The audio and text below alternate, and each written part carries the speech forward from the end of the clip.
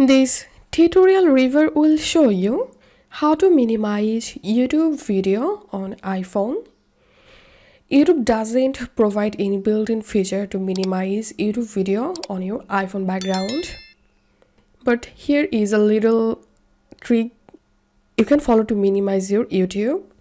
To do that, you have to open the Safari browser and then open youtube.com. And now start to play something. Now tap on this icon to make the video full screen. Once done, use your two fingers and slide from top to bottom.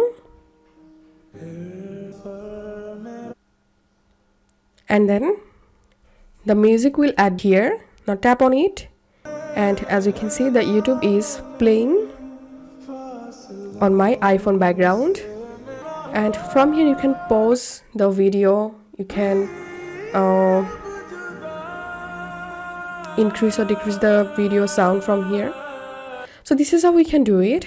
If you find this video helpful, don't forget to subscribe Tutorial River. See you in the next video.